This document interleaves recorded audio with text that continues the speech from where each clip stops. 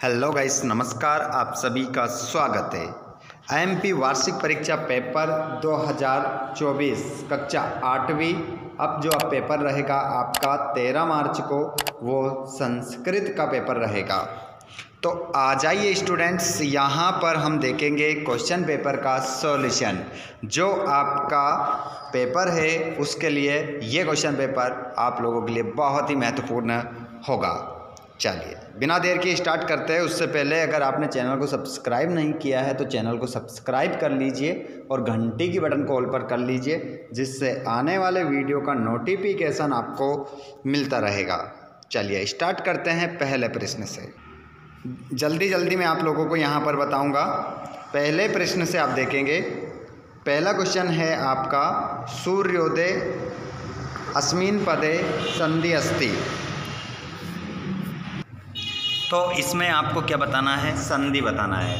तो सूर्योदय में जो आपका आंसर हो जाएगा वो गुण स्वर संधि आपका उत्तर हो जाएगा। अगला प्रश्न देखेंगे आप, अधोलिखितेषु अव्ययम नास्ति। आगे जो पद लिखा गया है उसमें अव्यय नहीं है। ये तो अव्यय है, ये भी अव्यय है, ये भी अव्यय है। तो आंसर क्या हो जाएगा? बाला अव्यय नहीं है। इसी प्रकार आपको आंसर लगाकर आना है बच्चों, गलती नहीं करना है। लिखित्वा अस्मिन् पदे प्रत्यय अस्ति। यहाँ पर कह रहा है लिखित हुए में कौन सा प्रत्यय है? तो बच्चों इसकी ट्रिक है, जहाँ पर दिखे पीछे त्वा वहाँ लगाओ प्रत्यय कौन सा? कत्वा।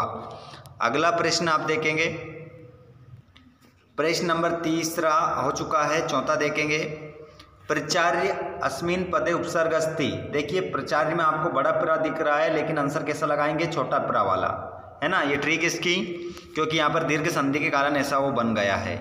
अगला क्वेश्चन, 16 इत्यस्य संस्कृत संख्या अस्ति। मतलब 16 को हम संस्कृत में क्या बोलेंगे? तो बच्चों 16 को हम संस्कृत में बोलते हैं षोडशः। क्या बोलते हैं? षोडशः। ये तो आंसर पहला आपका आंसर होगा। अगला प्रश्न है, संप्रदान कारके विभक्ति अस्ति। यहाँ पर न्यू कह रहा है कि संप्रदान कारक में हम कौन सी विभक्ति लगाते हैं? तो बच्चों आपने कारक याद करे होंगे, कर्ता ने कर्म को करण से संप्रदान। तो पहली, दूसरी, तीसरी, चौथी विभक्ति लगाएंगे तो हमारा आंसर क्या होगा? चतुर्थी करेक्ट आंसर हो जाएगा। आगे बढ़ते हैं, पठति इत्यस्मिन् पदे लकार अस्ति। पठति इत्यस्मिन् पदे लकार अस्ति। लोट लकार, लट लकार, लंग लकार, लिट लकार। तो पठती में जो लकार है बच्चों वो लकार हो जाएगा, लट लकार आपका करेक्ट आंसर होगा। आगे बढ़ते हैं, अश्वाहा, अश्वाहा, धावती, धावता, धावंती, धावसी। मतलब अश्वा ये क्या है? एक शब्द है, ठीक है। तो यहाँ पर देखिए हम इसको, अगर ये पीछे क्या है? विसर्ग नहीं है, ठीक है। विसर्ग पीछे नहीं है, ये ऐसे बताने के लिए जैसे कि अपन करते हैं ना कि इसका आगे क्या आएगा। या अगर विसर्ग है तो आगे वाला पद क्या होगा?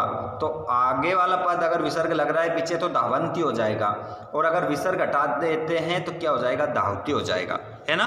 तो दोनों ही कंडीशन में आपको याद रखना है। अगर विसर्ग आ रहा है तो धावंती इधर ना आ जाएगा, और अगर यहाँ से विसर्ग हटता है तो यहाँ पर फिर धावती हो जाएगा, ठीक है। तो यहाँ पर आपका अभी आंसर आप क्या लगा लेंगे? धावंती लगा लेंगे, क्योंकि इसको अपन क्या मान लेते हैं? विसर्ग मान लेते हैं।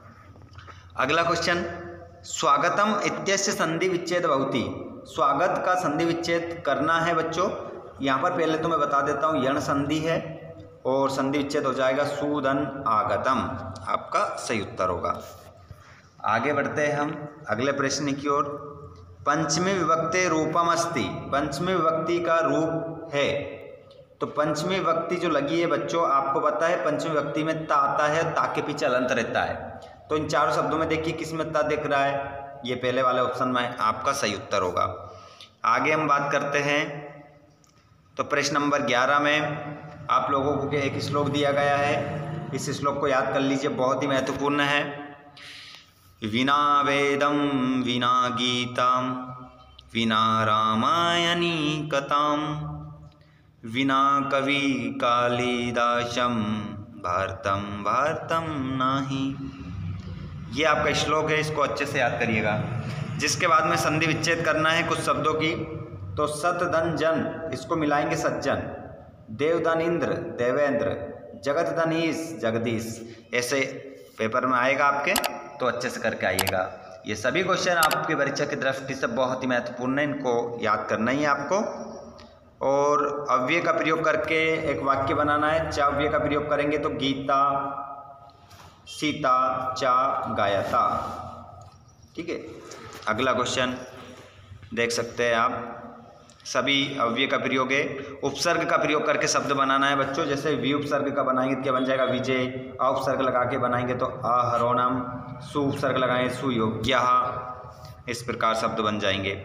कुछ संख्याएं हैं, इनको आपको क्रम से जमाना है। तो पहले आपका क्या आता है बच्चों? 11 आता है।